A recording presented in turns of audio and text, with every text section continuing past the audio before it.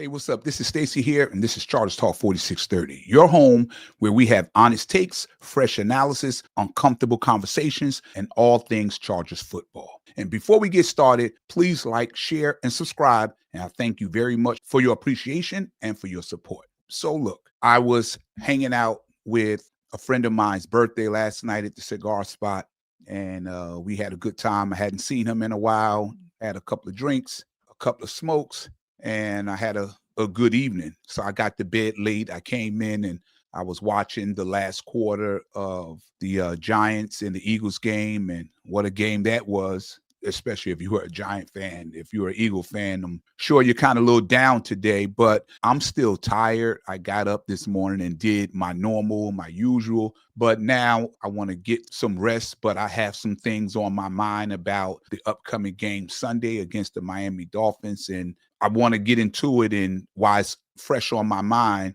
And before I take it down for the day, at least for the afternoon, I want to get on here and share my thoughts. So listen, today's episode is about one thing to me: survival, right? The Chargers are trying to stop the bleeding, and the losses of Rashawn Slater and Joe Alt, two cornerstone tackles, are absolutely brutal, right? But guess what? Those are your protectors, your anchors, your blind side, your guardians. And we saw exactly what happens when they're not there, right? Look at last week's game against the Commanders, a team that hadn't exactly been lighting it up, rushing the quarterback, but they managed to get after Justin Herbert hard. They forced him into some things we haven't seen him do all season, like poor protection, forced throws, uncomfortable movement in the pocket. That's what happens when you lose your bookends. Now, this next matchup coming up this weekend is not going to be easy. The Miami Dolphins can still bring it up front. That defensive line is physical and fast, and if Miami is going to win this game, their path is clear. Shut down the run, get a lead early, and then pin back their ears and get after Herbert, right? It's the method everybody else is using. But let's talk about something bigger for a second, right? And that's desperation, because you're seeing that around the league right now. I talked last week about Brian Daboll going into their Giants game, and listen, it's desperation time for a lot of these coaches in the National Football League, right? The Giants gave away a game they should have won last week against the Saints. The Eagles ran into them at the wrong time, and you could tell that something's off with that Eagles team. You don't need to be an expert. Even a blind man can see there's a disconnect on that team. And if they don't fix it soon, their season's going to wash away fast. And transition over to Miami, you could feel a little bit of that same energy creeping in there too. Internal tension, urgency. If things keep going south, it could get real ugly for everyone in that organization. So yeah, the Dolphins are desperate, but so are the Chargers. Jim Harbaugh and the Bolts can't afford to drop 3 straight. This is a must-respond week. Now, Justin Herbert, his quarterback rating this year is way below where it was last season. He's been pressured 85 times already, and that's the most in the NFL. And sure, losing your tackles play a huge role in that, but let's be honest, this offensive line as a unit has disintegrated.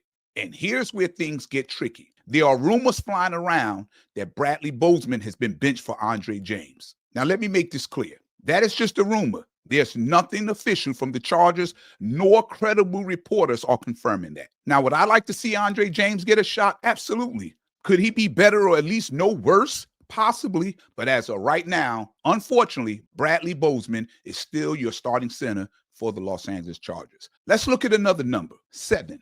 That's how many turnovers the Chargers have this season. 7 giveaways. They only had 9 all of last year.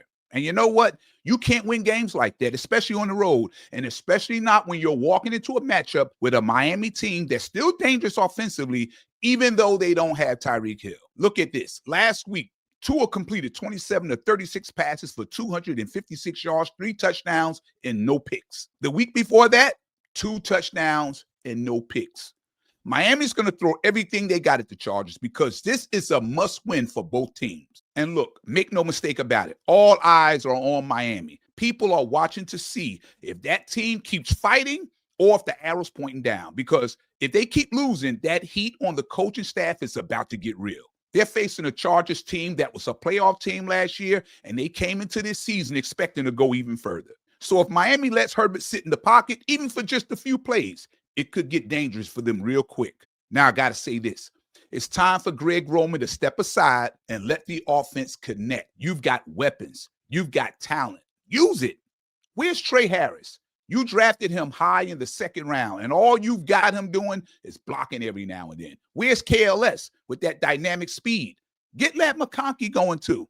And I know people are going to say, how are he going to get those weapons to those people? Who's going to block for Justin Herbert? Listen, I don't care if it's Scooby-Doo is your left tackle and Fred Flintstone is your right tackle. You still got to go play football. You still got to go block. You're the coaching staff. You get paid millions to figure this out. You've got a run game coordinator, offensive line coaches, quarterback coaches. Figure it out. We get it. The line's a mess, but that doesn't mean the season has to be. This has to be the week. Enough with the excuses. Get it done. Go to Miami, play disciplined football, protect your quarterback, run the ball with authority, and come home with the win. Because if not, it's about to get real messy in Los Angeles. No excuses, just results. Come on, Chargers. Get it done.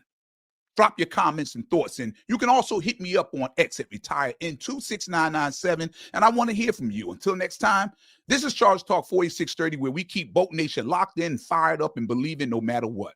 Please like, share, and subscribe. I thank you. I appreciate you and all your support. Boat up, family.